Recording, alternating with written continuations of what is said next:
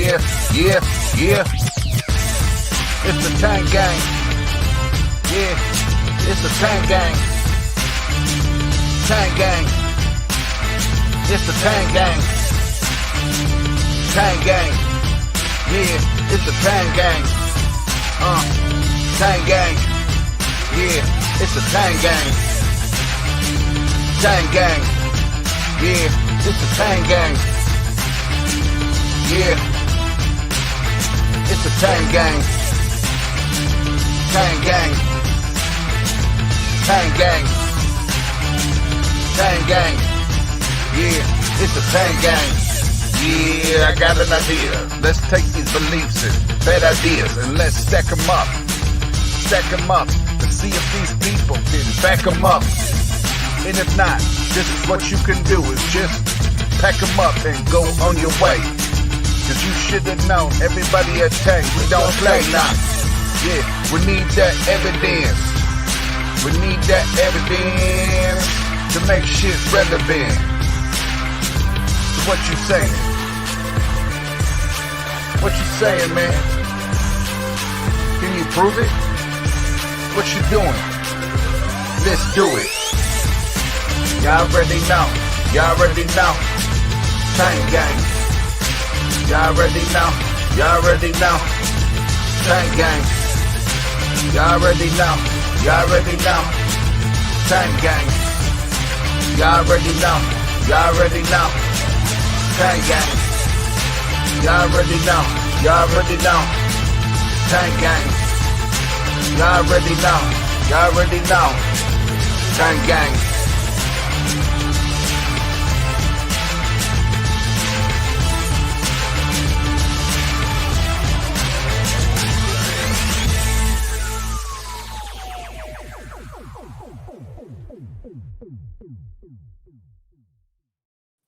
What's up, everybody? Welcome to another edition of the OZone.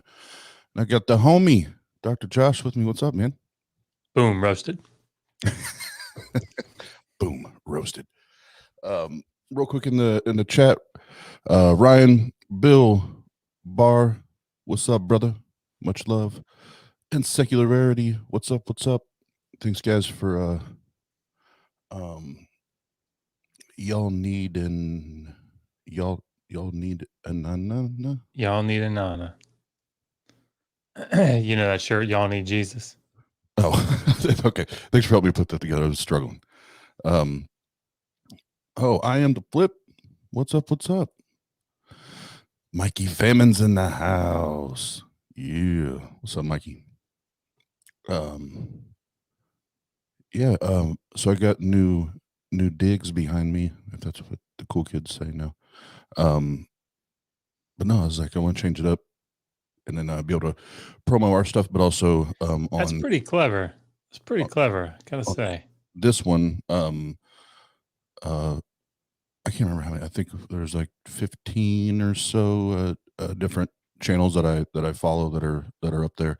And just so promo our stuff and help other people out.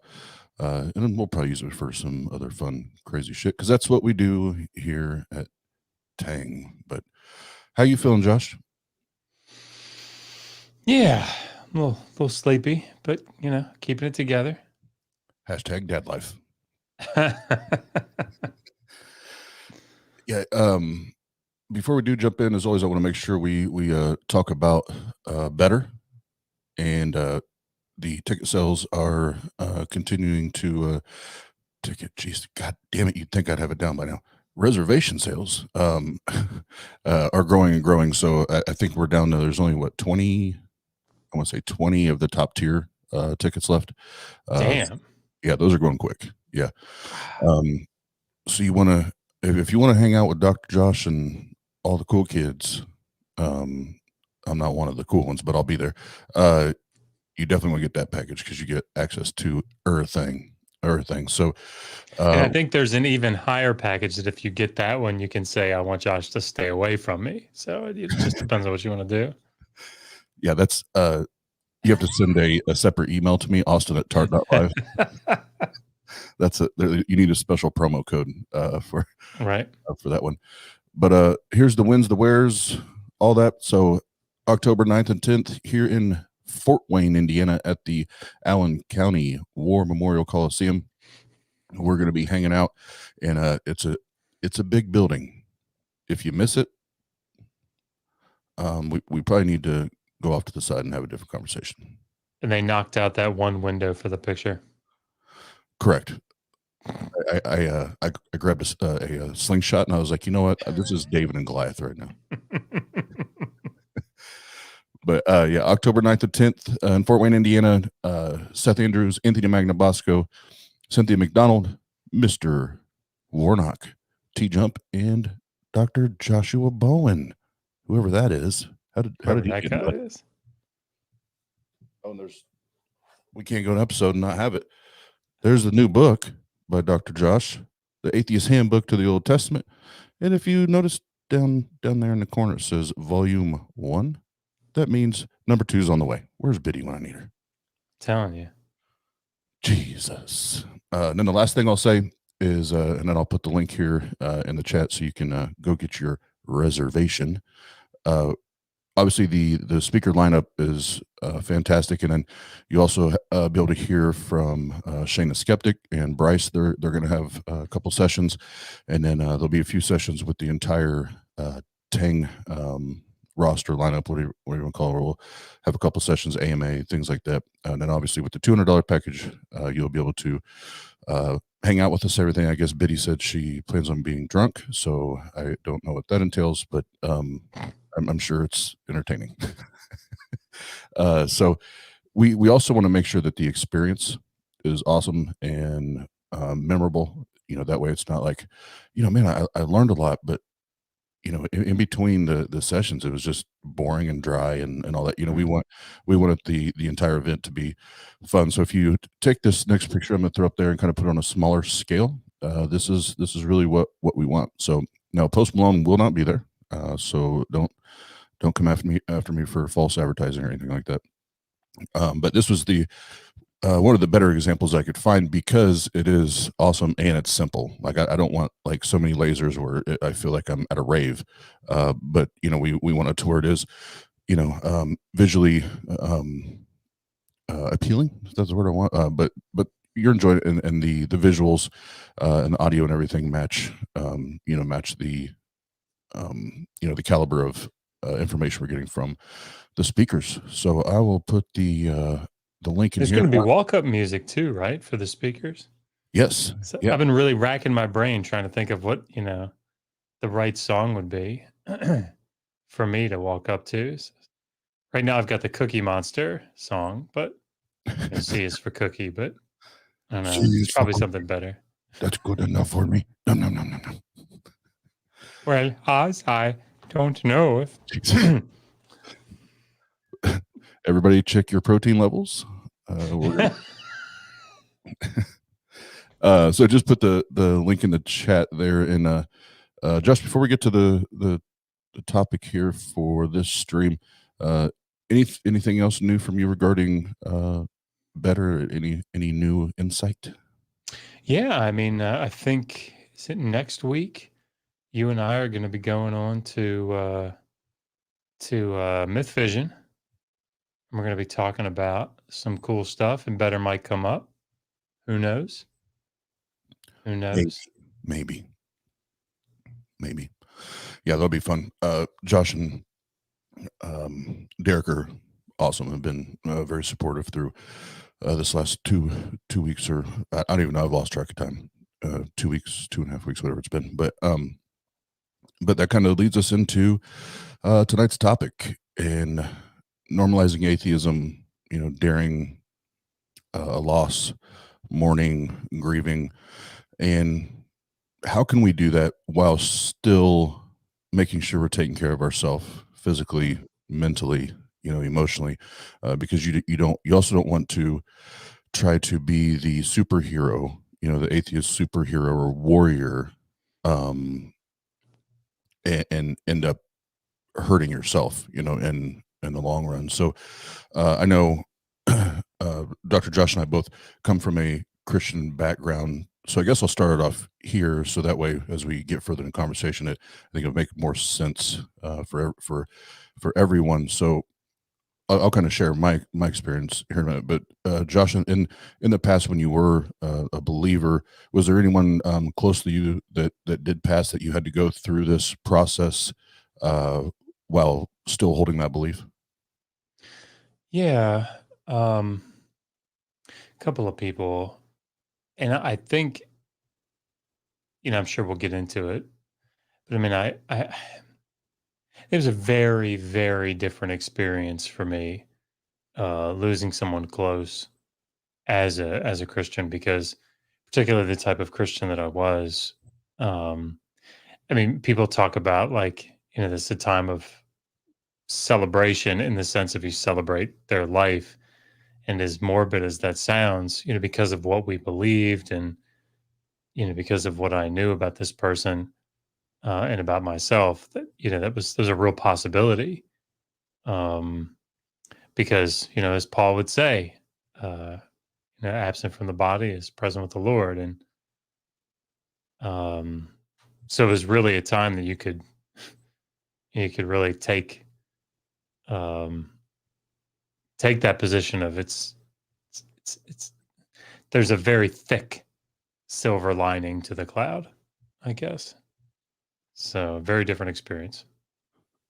Yeah, and it's very, very much the same for me. Prior to leaving faith and belief, there was that, man, this sucks, but that there was that what if, or that I will see or be with this this person, this individual again. And I remember a couple of them that I held pretty tightly to that one, and now looking at it, I'm like, looking back, I see how much more damage I did in trying to hold on to this thing that wasn't there. So have you, not just with yourself, have you now as an atheist look back at either family members or friends, or maybe may have been yourself, but that you watch or observe the situation, and it's like, now it's heartbreaking watching that? I find it so in these situations, I feel like I'm not as logical as I should be, and I tend to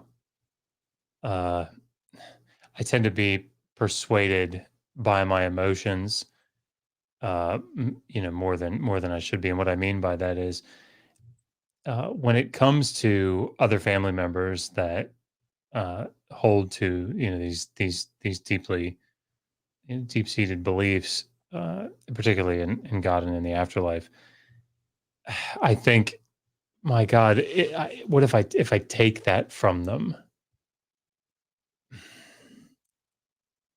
In the long run, it'll be better, but can I really put them through it in the short term? And again, that's, I feel like that's a very emotional. It's probably more of an emotional response than it should be. But so I watch people that, several people recently, I've seen them go through it, and there's a part of me that's really happy that they have this sort of placebo effect, because it's making it easier for them, at least in the short term. But of course, I've got to think through, which is why I'm excited about tonight. Got to think through a little bit more the long-term ramifications of that, like you say, and not just in dealing with death, but like the full package, what comes with it. So yeah, I'm interested actually to hear your insights in this. Yeah, so and I apologize if you guys hear my dog barking. I have my old dog that my ex-wife got in the divorce, and he's a big old blockhead pit bull, and you can probably hear him. His bark sounds like a bear. But so on that, and now being on both sides of that table or experience now, I do I do struggle with the right now because of the later. So I completely understand what you're saying. It's like, yeah, it's nice that you have that in this moment, but is it?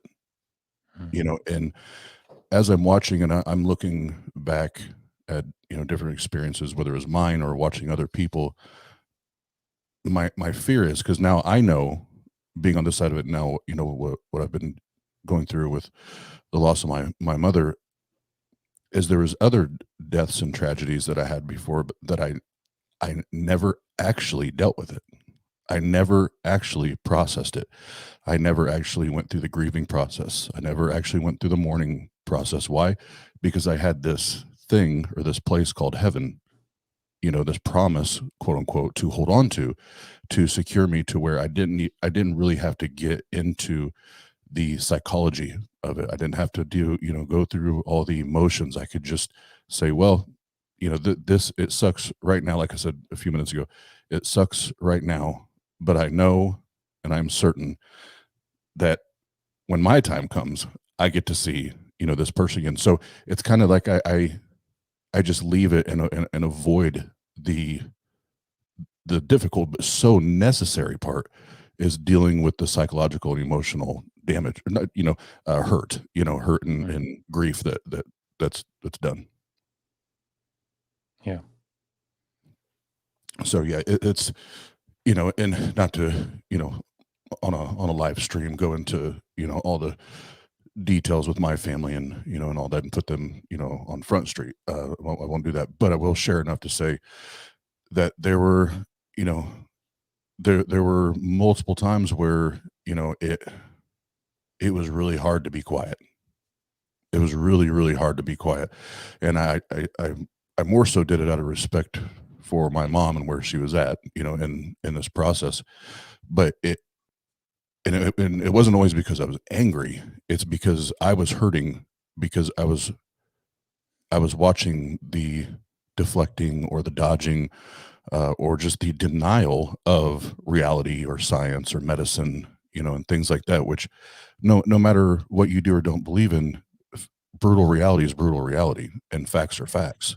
Yeah, I feel like you had it. Your situation is doubly hard. You know, I didn't come from a charismatic background, so we didn't believe in things like, you know, God performing miracles and, you know, healing people in this you know, same way. Could God heal someone? Sure, but it wouldn't be, you know, as a result of laying on of hands or of you know, this it wasn't because of a more charismatic, some of the teachings of the charismatic movement or Pentecostal movement. So I feel like you guys have it doubly hard because, you know, if someone is very sick, now you have all this time that's being spent believing that the right amount of prayer and the right amount of faith and even saying the right words and getting enough people to say the right words, you know, we can make this happen. And then when it doesn't, I mean, I can't imagine, because you still have, you know, it's like you're having to deal with all of that on top of what a normal non-charismatic Christian would have to deal with. It's just you're delaying it all the way up to the end. And even then, you know, like, well, maybe God will raise him from the dead. So like you know, then it hits you all at once. And now you're dealing with not only the loss of this person, but who messed up, who didn't have enough faith. Was there sin in my life that I didn't know about?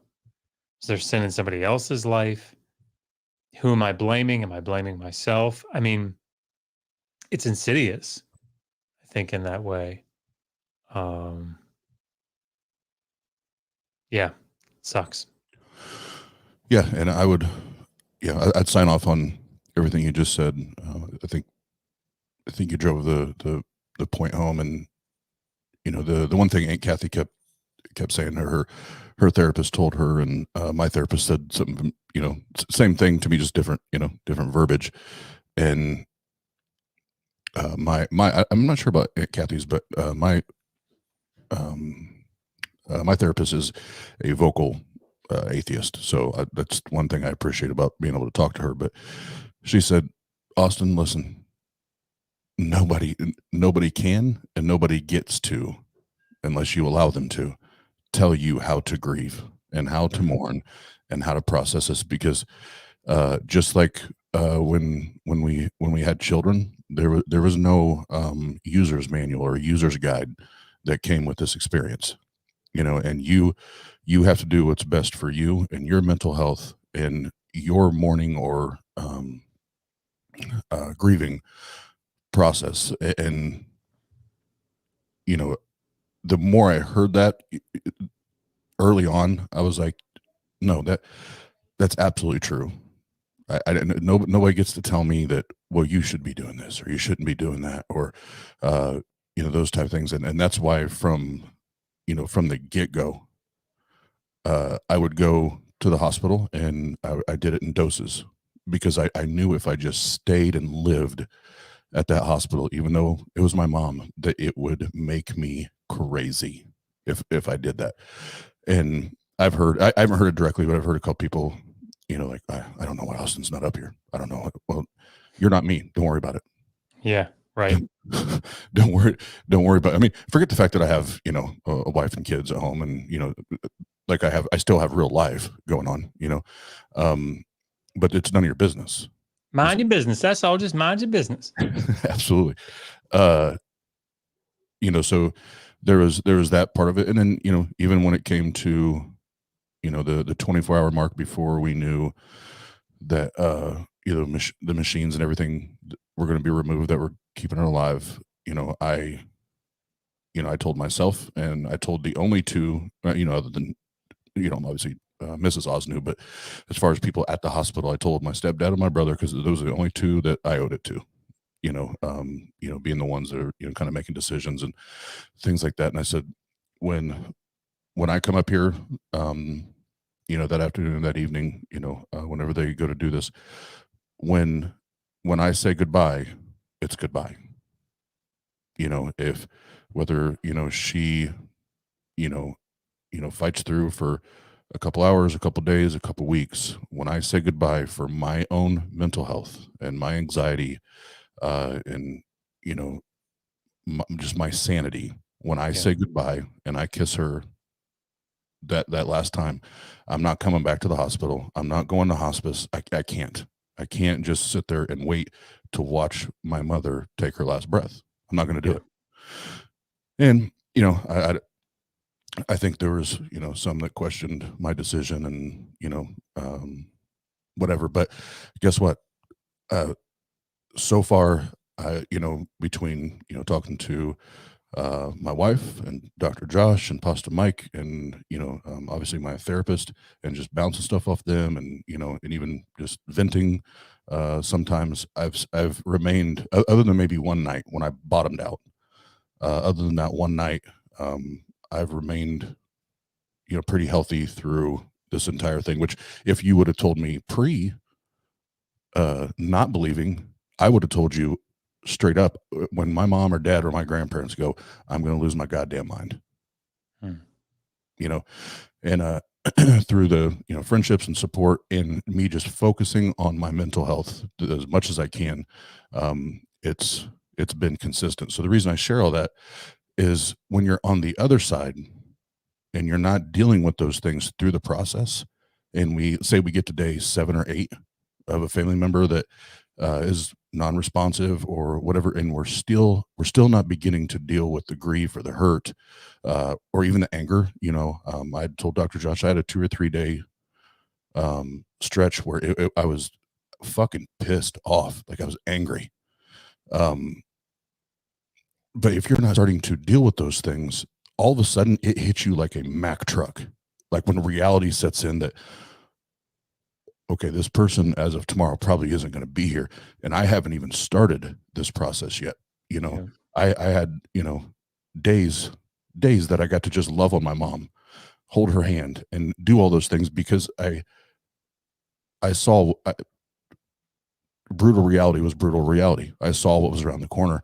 And, that day when, a couple of my family members just broke down and, and the emotions started to come out, I was like, oh man, why so long? We just made this harder, so I don't want to keep rambling, but that's my fear. And not just for my family, but especially the fundamentalist, charismatic Christians, that they cling to this faith. They cling to this belief that anything's possible. God, even if they stop breathing, God could bring them back to life. And then I'll say this, and Dr. Josh, you jump in. Okay, and not to make this a, give me evidence thing, because that's not what this episode's about, but just go and check for like medical documentation and tell me the last time somebody was raised from the dead. And then we can talk about that. But yeah, I said a lot. Go ahead, Dr. Josh. Yeah, I mean, thinking about giving yourself the freedom to do things that are also good for your mental health. I mean, obviously, this isn't my field, but I remember this is just what came to my mind. This is not like a strictly like a good analogy, maybe, but my ex-wife had a dog that she got when she was early teens, and when we got married, the dog came with her. I'm not a big dog guy, but whatever. And the dog got sick, and I mean, she loved him. His name was Mickey. He's a Lhasa Apso Chow mix. And it was a super cute little dog, but I mean, they were close, and we had to put him down. And you would think, if you're not thinking this through, you might think, well, obviously she's going to be the one in the room. She's going to want to be in the room. And I remember she pulled me aside and she said, "Josh, I can't do it. I can't watch him die. You have to go do it." And that was a very difficult experience, right? And nobody should, and of course no one did, nobody should or did judge her for not being in the room. She ensured that there was someone there to be with him and to comfort him, but she just, for her own mental health, she couldn't do it. And it's interesting and sad how people think, well, I wouldn't do it that way. And oftentimes they do that having never been and currently not being in the same situation as the person they're judging, right? Well, I wouldn't do that. First of all, do you know that you wouldn't do that? And secondly, who gives a fuck if you wouldn't do it? Right? That's not relevant. And I think we see these, just thinking of other analogies, I think we see this sort of thing like in court cases, right? Where somebody reacts to someone getting killed, what seems to be strange to other people around them. Like, you should be crying more, you should be, taking time off. Or like when Harry died, I told Skylar, look, I don't know how this is going to work, but I feel comfortable. Like after Megan's gone to bed, I'm still kind of antsy. Could we do a show? And I might not say a lot, but I'll be there and we can kind of joke around. And there might have been people that thought, oh my gosh, he just lost his son. How could he go on and do a show? I don't know. But like lying in bed with my eyes open is 10 times worse. And yeah, anyway, I think people should, obviously under the advice or whatever of professionals, if it's going to be something really strange or whatever, but after seeking out wise counsel, people that know, to see if, as long as, what you're doing doesn't throw up red flags for them. I mean, you do you, right? And people nobody should judge that. So anyway. No, again, that's good. And yeah, I always love it when I hear people try to project, like you said, how Dr. Josh, you should have handled it this way. Oh, Yeah. I'm sorry. Were you there? Have you ever done? Oh, you haven't. Okay, shut the fuck up. Don't do that. Don't be. That's just Yeah. that's just being an asshat. That's Yeah. all it is. Don't be an asshat. And I'm sure people. Well, I haven't heard anything from anybody, and as far as the TANG community or the atheist community at large that have known what has been going on, question. But I'm sure as far as family and friends of family, there have been conversations or questions on how can Oz get on there? He just lost his mom and do all these shows, and how can he keep doing this? It's a huge part of what's kept me sane. That's how and why I've continued to get on. Yeah. And I know me. Yeah. If I had said, hey guys, this is what happened, I'm gonna take a break for a week or two, and I just went off the map, that would have been bad news. Bad news.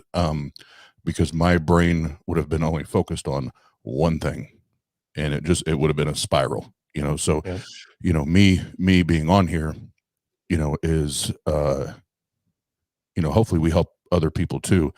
But I have zero issues with saying in the last week and a half, since all this started, there are some of them.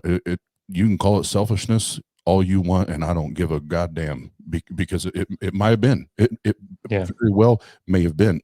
But if that's what keeps me healthy, mentally, and I'm not going into dark places and I'm not thinking stupid shit, then I'll come hang out with you guys. And if you don't want to, if people don't want to hang out, don't want to hear about it, I've actually tried to talk, other than tonight, I've really tried to just talk about it as people ask about it, not make it, a constant point of conversation. But tonight I thought was important because, I started, we'll just kind of, that was a cool little segue there. So obviously the title is, normalizing atheism during, this process, and what does that look like, and how can we do that and still, like I said, protect our own mental health, and emotional health, but still not compromise, and I don't mean compromise like, compromise my faith, a Christian would say, but not be like, well, I'm just going to go along to get along, because there's still a fine line there that you can walk and still get along, but still make sure that it's, well, no, I don't believe what you believe. And I don't do that. So how do we find a happy medium?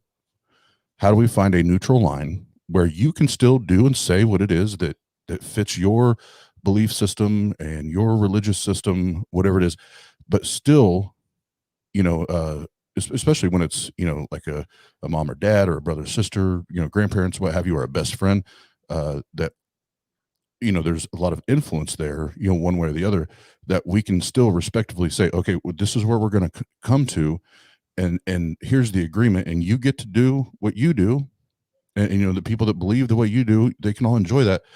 But for the ones that we're like-minded, we also need to be able to speak and grieve and process this through our lenses, right?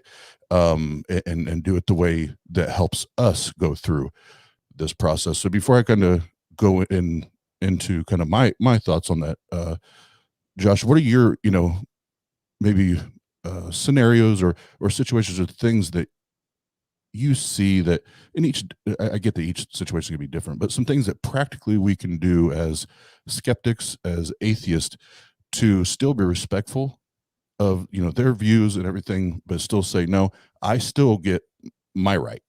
I still get to do what I need to do for me.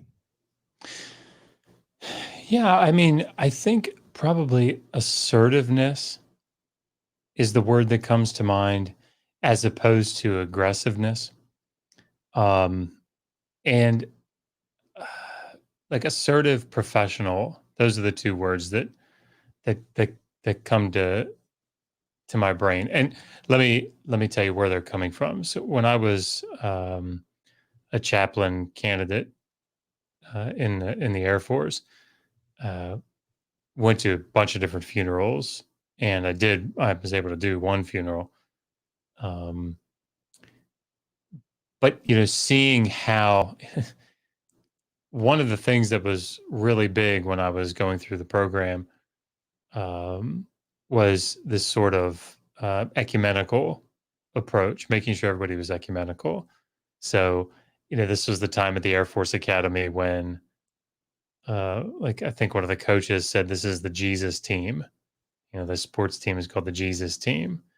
And so it was obviously very insensitive to any Muslims that were there, or anybody that was not religious, or, Buddhist, or whatever. And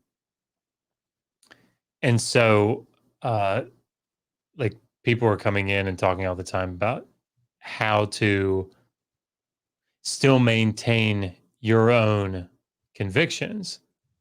And of course, for us, our religious convictions at the time, but yet not, intrude upon other people's and allow for other people to, to have their expressions come through. And that's a very difficult, it's a very fine line to walk. But I think for me, like knowing, planning it out, I think is a big step. Thinking through what scenarios are likely to, take place. Like, I'm thinking specifically now, like in the funeral or in the service itself is where my brain has gone. But obviously there are things outside of that we could talk about. But thinking through what to expect, what it is that this person who has died wanted, and then how can I respectfully, professionally, yet assertively,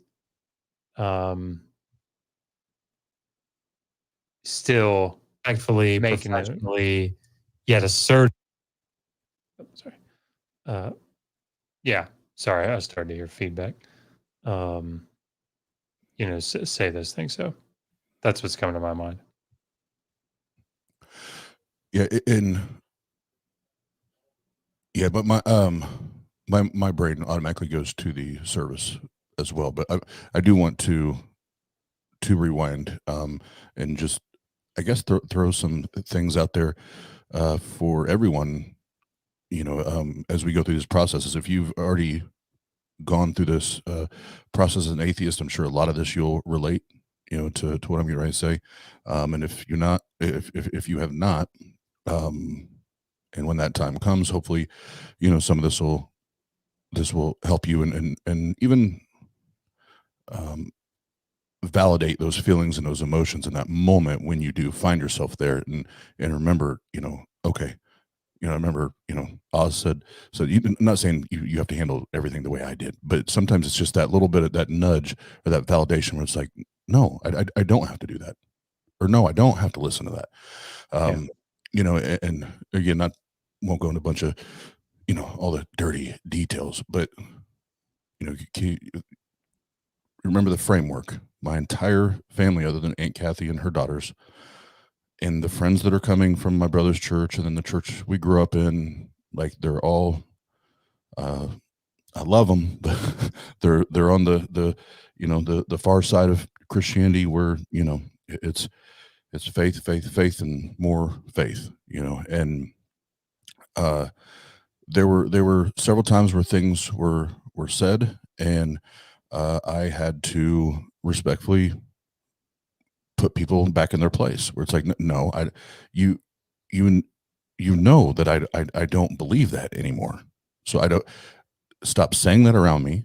If you guys want to talk about that, there's going to be plenty of time when I'm not here. Do it then. But, because to me, my opinion is, if you respect me and you love me like you say you do, you're going to understand that even, amidst our, love and or, respect, or, hopefully both, that, like, I'm not coming in here and trying to, bombard you with skepticism and arguments against your God and faith is bullshit. I'm not coming in. This isn't the time or place for that. But it's also time and place for me to where if I feel like you're trying to push the line and you're trying to turn what you see as my personal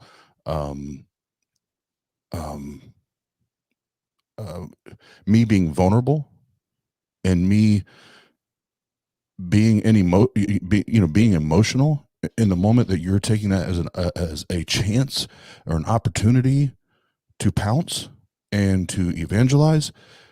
No, you don't have to do that. You have every right to tell that person to respectfully go pound salt. Like this isn't the time to do that. Now, I would love to have that conversation with you later. I would love to. But the thing is, you won't come and talk to me later. You want to do it now while you feel like I'm vulnerable. But right now is not the time. And so, as skeptics, atheists, you find yourself, or whomever, you find yourself in that position, and again, part of, this is my opinion, part of normalizing atheism is, and this is something that I say to Apostle Mike all the time, it's a tad bit snarky or sarcastic, but you'll know what I mean as soon as I say it. There's certain times where we out-Christian the Christians. And what I mean by that is they're supposed to be the ones that are loving and compassionate and empathetic and sympathetic and understanding what the person needs in the moment, and, whether it is sympathy or love or grace, just know that and know in those moments, it's not our time to tell them that their God isn't real. It's amazing to me, Oz, how considerate, how thoughtful a person can be when they don't believe that the person that they're trying to be considerate of is not on train tracks needing to be pushed off, right? They're not out in the middle of the street, metaphorically speaking, with traffic coming. Because like I think about, obviously I don't know the people that we're talking about, but I would imagine at least some of them are thinking, I've got to get him off those train tracks, right? That train's coming. And so that is an overriding factor in their brains that says, all right, extracting that tooth is going to hurt. Knocking him off the train tracks is going to hurt. Giving him the shot is going to hurt. But, it's necessary. And he's going to be so thankful on the other side. He's going to understand why I'm being a little forward here and a little seemingly insensitive here, because once he understands the position, once he gets it, it'll be like, oh, I see why you did that. The problem is, or that I guess the nice thing for us is that we don't think the other people are lost, right? I don't think that people in my family that have this hope in the afterlife. I don't think that they're on train tracks that I need to knock them off of because the train is coming. Do I think that there are things that their lives could be better? Yeah, but that can wait. That can wait. You're absolutely right. It's almost as if you're walking down the sidewalk and people have been telling you, walking down the train tracks and people have been telling you, hey, you need to get off the train tracks. And now they're seeing you as like all defensive. Well, in this moment, now you're thinking about something else and you're vulnerable to their attack, right? They're proselytizing. So they're going to take this moment while you're distracted, while you're caught up in something else, while you're not going to fight them off, and they're going to come at you. And that's sad. It's sad. And we don't have to deal with that. Like, we don't have to. We can be people that can just, embrace people as they are. Yeah, with no ulterior motives, I guess. Yeah, absolutely. And Darren, you're right. Josh is a gangster. He's a Yes, that's how I would describe myself. keeping it gangster. Actually, that doesn't even work. Now I just look like it's raining. Real quick before I forget, shout out to an old buddy of mine, Ricky Duncan from back in my hometown, listening to Ozone. What's up, man? Good to see you here. And real quick before we go back to the serious stuff, we're you when you said that and did that, it reminded me this afternoon before Mrs. Oz left to take care of some stuff for work. We're I don't know how it came up, and she's like, "Do you remember the first time I told you that like you're just a geek and you don't know it?" And I was like, "No, I don't remember that." And she was like, "You don't remember that?" I was like, "Of course I remember the first time you told me that I'm a geek." And I told her, I was like, "But I'm a geek, but I'm like still all the way gangster." And she was like, "Well, no, if you were all the way gangster, gangsters don't hang out with authors like Dr. Josh." And I was like, I'm going to call bullshit because Dr. Josh is now friends with Killer Priest. Boom, roasted. Boom, roasted. She was laughing. She was like, you're right. You're right.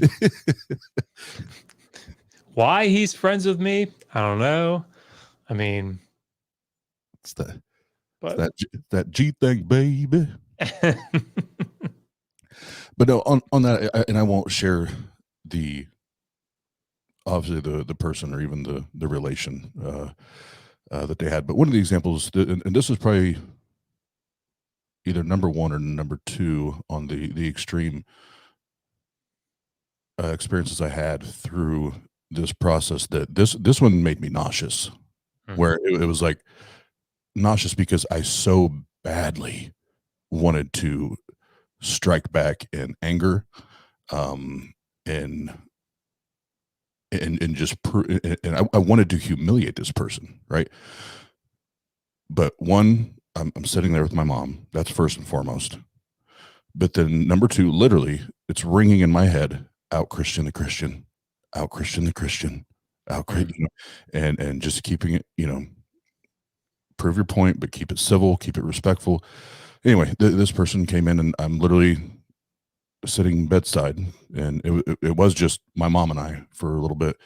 And this is actually the day before we removed the machines too, so it was like terrible fucking timing.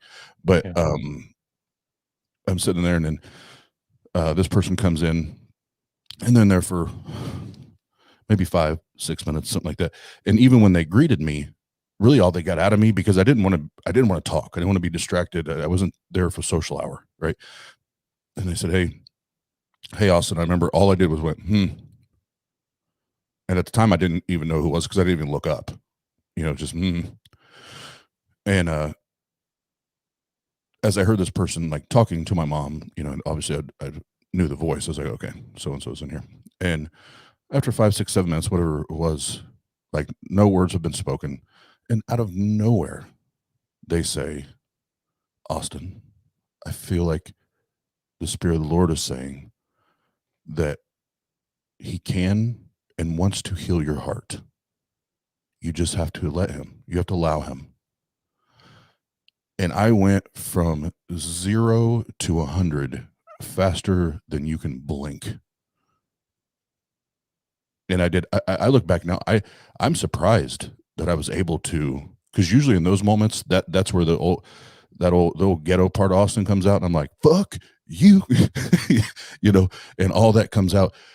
But I was sitting there, and part of it was, it took me a good 30 seconds to even realize what the fuck, what right now, right now, I'm literally holding. I had my mom's left hand in my hands. I have tears streaming down my face. I'm talking to my mom, and that mom was actually talking about all of the good memories we had when I was younger and with her grandbabies, and like, so it wasn't even a time where it was like I'm in there like, I'm sorry, Mom, for all the times I disappointed you when I was an idiot, and look, it wasn't even one of those moments. It was It was me just recollecting on all the good shit, right? And it was a good 20, 30 seconds that I just froze, and I'm like, you did not just try to evangelize to me with my dying mother's hand in my hands. Are you fucking crazy? What? That one to me was like, I don't even know how you, or anyone, I don't know anyone. Yeah. And I don't care what belief you do or don't have. Well, obviously you have to have a belief to want to do something like that, but whatever religion you align with, I don't know how you ever, like when it went through your common sense filter, how that ever made it through the filter. Yeah. I don't get it. So the reason I share that is even in those moments, secular Rarity just said this, damn Oz, the restraint you had, brother, is so amazing. And although I will say thank you, I appreciate the compliment, but it was, I think I can't really take the credit. I don't think it was restraint. I think I was shocked. I think it was in pure shock. Like I didn't think any of you would stoop this low. And when I say you, I'm not talking about Christians. I'm talking about my family and their friends. I didn't think any of you would stoop that low to think that in a moment like this, to try to catch me vulnerable or what have you, that you would do that. Right. So that's where then later on I communicated with a couple of family members what what had happened, how I felt about it. And if anything else like that happens, that I won't be nice next time. I'll keep it respectful, but I'm not going to be nice. Yeah. And we can take gloves off. I'm just kidding. but and someone named Murdershed Steve, right? Like, yeah. You want to mess with somebody that knows somebody named Murdershed Steve? Yeah. What was it we used to say in the streets? I know somebody knows something about it. I know some, but well, and this is not me being funny or talking shit. Like in those type of moments when you really get somebody in, like those are raw emotions, yes. Right? And those are, and when it's a loss like that, you're feeling feelings and emotions. You're having thoughts that you've never had and you've never experienced. And if you have, you know exactly what I'm talking about. And again, this isn't me like beating my chest, but all of my family members and friends of family that are up there that are still believers, they know old Oz, like in the streets. Like I was a lunatic. I started fights and I picked fights back in the day because you looked at me wrong. Like I didn't even need a good reason. I didn't need a justified reason, Dr. Josh. I just needed a reason. And I'm sitting there like, I think you must have forgot who you were talking about, because luckily I've matured, and I've grown and I've become a man, and I understand that I don't need to fight for every bad reason. But there's a little crazy in there. And you're gonna put yourself in that position. Like I was even shocked. And that's, like I said, I'm not talking shit. This is just like after everything happened, like that. Even that was part of my questioning. Like you do remember that guy, right? Because you when it comes to my mom and dad, my grandparents, my wife, my kids, you say or do the wrong thing, I can't promise you the old crazy guy won't come out. So even then, I'm like, you really, I know common sense is not common practice in 2021, but God damn, that person took the bill, man. Yeah. What? So I shared all that to say, everybody, when you find yourself in that position, like, the whole kill them with kindness, thing, or like, take it over the top, out Christian the Christians, blow their mind. Because I know the one family member in particular that's been involved in all this is so frustrated right now because like they've tried to push buttons, and the entire time I've did nothing but smile at them. Like I haven't said a lot. I just smile, and it's killing them. They want a reaction. They want they want to know if they're, I don't know if it's getting under my skin or that they're making an impact, for the Holy Spirit, and I'm just like,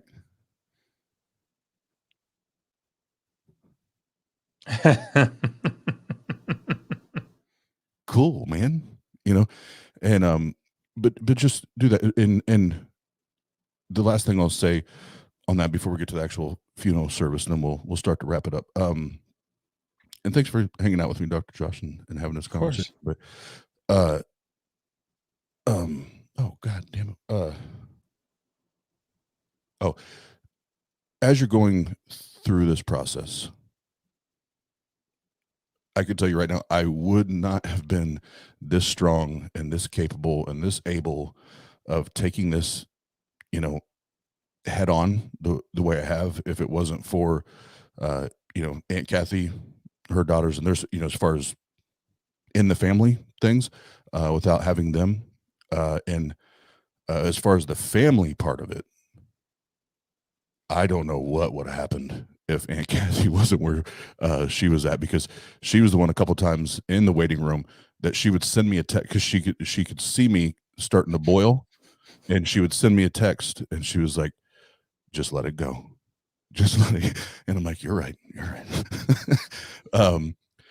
But and so it's family or obviously we have this community has been so supportive, but and I'm not just saying this to blow smoke up people's asses, especially with Josh sitting here, but Dr. Josh and even Megan through this, and Pasta Mike, even Derek has reached out to me several times. I mean, I've had a safety net through this entire process. So as you're doing this, make sure you have a therapist and at least one person, if not a couple people, that you can count on, that they don't need to talk. They don't need to talk. They just sometimes need to be the sounding board in the ear for me to just call and say, "Josh, this is what happened today. This is fucking bullshit. I hate this person," and just getting all that shit off my chest. Have that support system there. Have those people that you can trust and that you can rely on to do that, and not only just be there, but then also to protect you. And when I say protect, checking on you. And I can say that those people did that faithfully, as the believers would say. They did it faithfully. But it was amazing. And this is the first time going through something like this that I ever felt supported. Even as a believer for how many years, I always felt alone. I always felt like I was by myself doing it alone. And this was the first time I was like, I got a motherfucking army, bitch.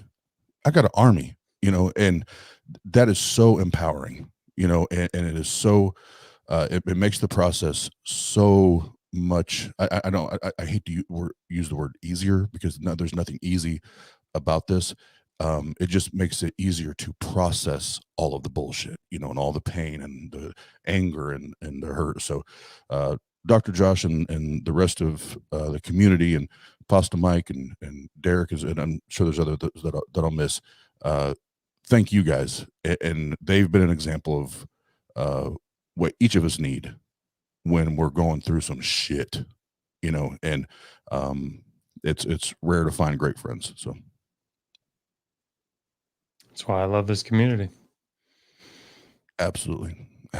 So before we wrap it up, so I started working on it lightly today, more of the outline, but I'm going to start getting into a little more of the meat and potatoes of it. But so before I say this, I know that there are a lot of people that are like, fuck public speaking, and not only fuck public speaking, it's, I don't know if I could ever speak at someone close to me's service or funeral. So when I share this, don't feel like it's, oh man, I suck, or I sucked back then when I didn't do. Like not everybody wants to, can, or even has the desire to do it. So I don't want anybody to ever feel like I'm like guilt tripping or anything like that, because that's not what I'm doing.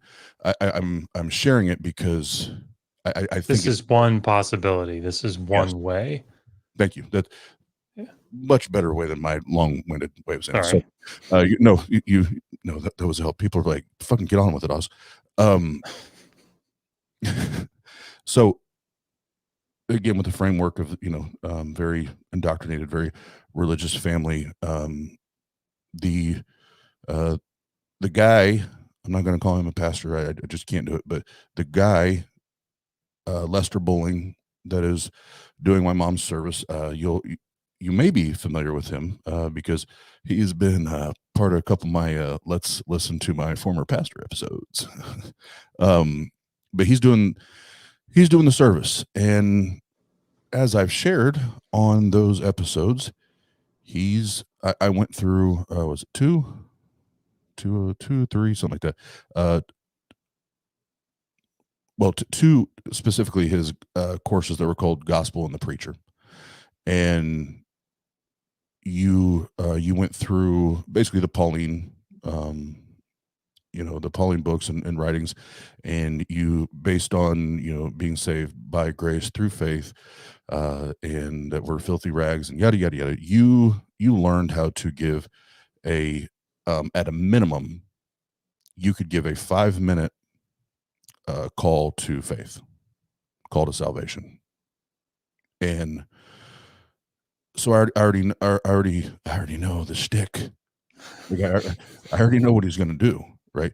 So to what I was saying earlier, in that setting, out of respect for my mom and even the family members that I have and the friends that I will have there, that I do still love and respect and want in my life, I want them, even though they don't agree, I want them to be able to do what it is they do that's in line with their belief and their worldview and their lenses, right? They need to process all this, just like we're talking about tonight. They need to process all this however they see fit, and what they, how they feel like they need to do it. That said, I know for a fact, and I will literally drop dead if this does not happen. Lester will get up there. He'll share a couple things about my mom, because my mom was the praise and worship pastor at his church for, I want to say 8 years, something like that. He'll give a couple stories and then go right into the. Now I know Sherry, if she was still here today, would want you to know this, that we all have a day. We don't know when that day is. And any of us could leave this service today and be on our way home, or be on our way to the graveside, or to lunch afterwards. And that could be your day. You could get in a car accident today. And if that happens and that is your day, where will you go? Will you be in heaven for eternity with your saving Father, or will you burn in hell for eternity and have eternal separation from God and Jesus Christ and the Holy Spirit? Now, that was the very quick, not deep version, but that's what's going to happen. Like, that's what he's been doing for fucking years. My position on that is I'm working on a, what do you want to say? Dr. Josh, you were a pastor for a while. I don't know what you call like a eulogy. Like a eulogy? Yeah, that's what I was thinking. I've been trying to figure out if it's a eulogy or if it's just like, hey, Mom, it's your oldest son. I'm here to holler at you. That sounds good. But I want to do it from two perspectives, or I'm sorry, through two different lenses. One is as her oldest son. And even though once I walked away from faith, shit got shitty real quick. We're only talking about 4 years. Now, it was shitty for those 4 years, but we're talking about 4 years. That means I had, 30 something years of, pretty good memories, with my mom, and especially with her. And once I started having kids, watching her with the grandkids and, and doing all that, had a blast. So the reason I share all that is, like, my plan is to, when, I go up to do it, I want to play for the last time, because the first time I ever remember, like, watching or hearing music on a TV was on MTV with my mom, watching and listening to Michael Jackson Beat It. And I want that to be part of, what I do when I open it up, is do that and have some fun, because that's what what my mom wanted. She always said, I don't want my services, my funeral, to be everybody moping around and crying. Like, I had fun. Like just have fun, and enjoy it, enjoy each other's company, and then be on with it, So I'm hoping to do that, and then talk about, a lot of the fun shit, and, the times I would embarrass my mom when we're out in public. And I did it on purpose because she was easy to embarrass. But then I want to end it with a very, very respectful and not very long at all,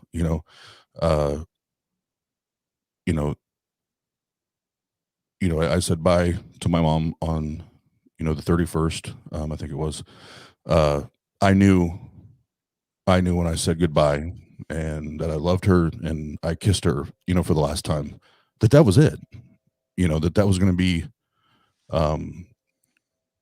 to be, the last time. So going forward for myself and my children, what we get to remember and what we get to know and keep alive is all the laughs and the smiles, all the crazy shit, all the embarrassing shit, all that. We get to hold on to that. And that's what keeps her, quote unquote, alive in our lives.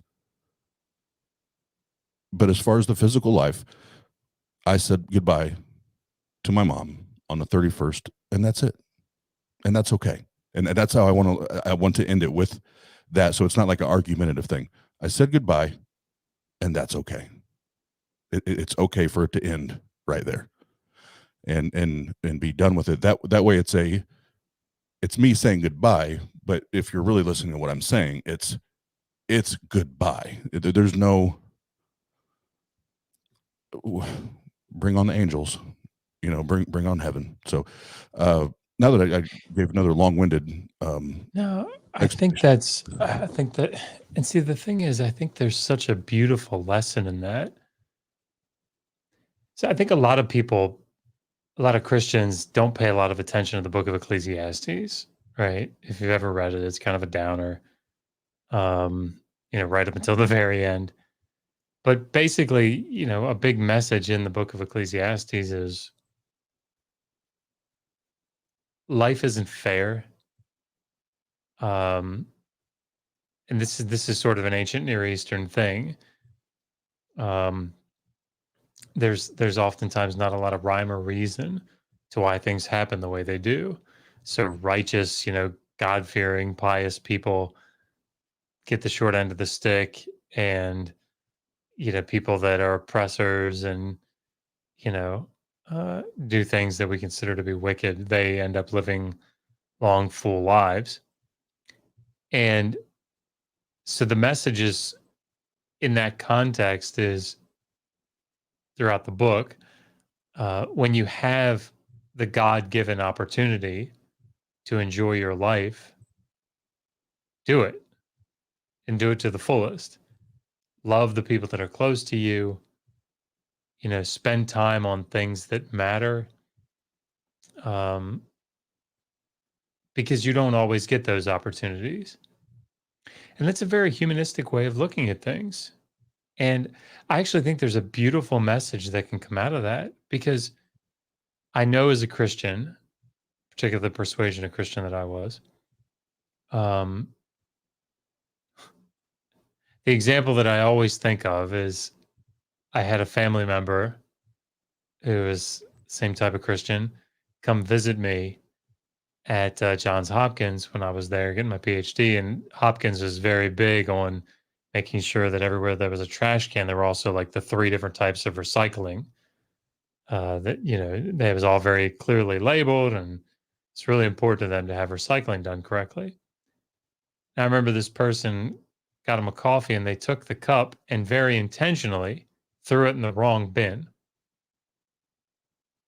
And the rationale was this whole climate change recycling is all a big hoax, right? And this world doesn't matter because this world is fading away. Right? It's the world in eternity that we need to focus on. And when you have that mentality, so often that's the result. You don't care as much when the chips are down about making the most of this life. In fact, oftentimes you're very willing to give this life up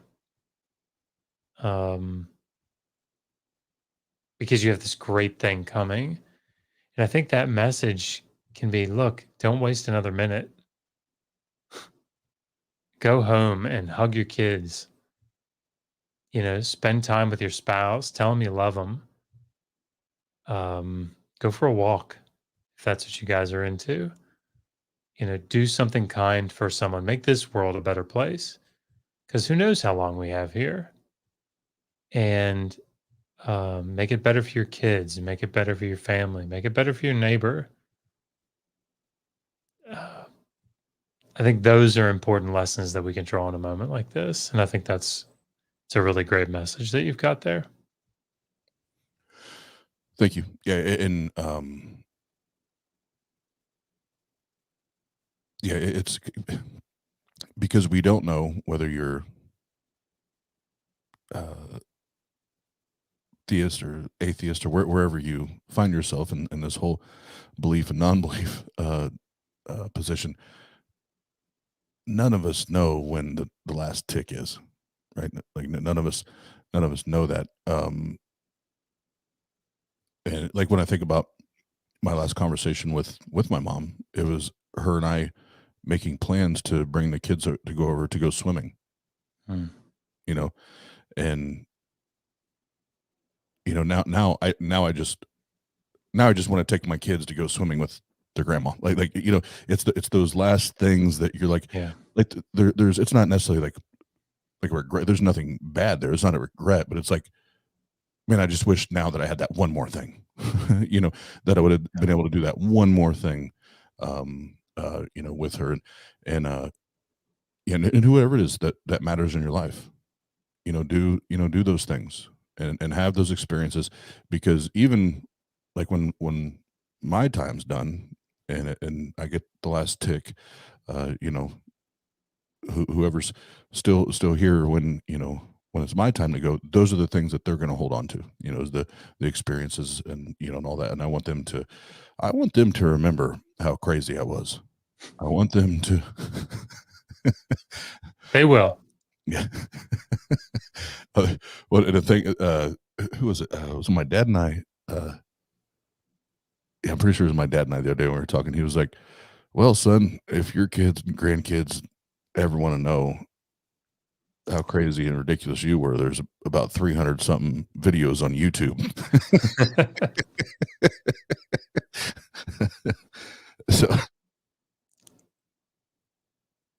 So that won't be. There'll be plenty of evidence for that. But well, yeah, I think that's a good spot. Dr. Josh, anything else that you'd like to add on there before we start to wrap it up? No, I think this was great. Appreciate you having me on. It was a good conversation to talk about.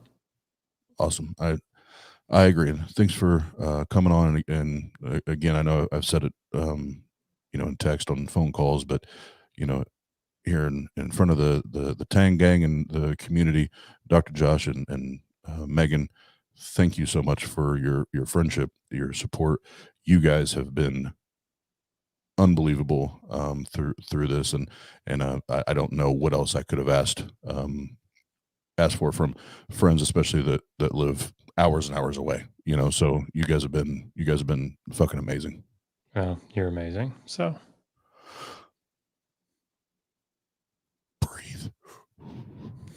Okay, I'm good. All right, everybody in the chat, you guys have been amazing through all this time. I just saw that Aunt Kathy jumped in, and I know if she was on here, she would say the same thing. Thank you seems so small and so shallow right now with the amount of support that we've got from all of you. It's been overwhelming. So thank you. And then I did see that Neil the 604 Atheist and Nate jumped in. What's up? Guys, thanks for jumping in. But we won't keep you guys too much longer. I know Josh Play has a hashtag dad life things to do, but it's only it's not even 11 yet. So I'll jump in the Discord here in a minute if you guys want to continue the conversation. I saw a bunch of great comments in there, but I may show up in there later if one of the babies wakes up and needs to be rocked for a while. So cool. Yeah, so we'll go there and post this link and then we'll so Wendy here, if you guys want to go to the Discord, we will I will be there shortly, and Dr. Josh, if you can, will be there. If not, we'll see y'all later. Yeah. It's the Tang Gang. Yeah, it's the Tang Gang. Tang Gang. It's the Tang Gang. Tang Gang. Yeah, it's the Tang Gang. Tang Gang. Yeah, it's the Tang Gang. Tang Gang. Yeah, it's the Tang Gang. Yeah, it's the Tang Gang. Tang Gang. Tang Gang. Tang Gang. Yeah, it's a Tang Gang. Yeah, I got an idea. Let's take these beliefs and bad ideas and let's stack them up. Stack them up and see if these people can back them up. And if not, this is what you can do, is just pack them up and go on your way.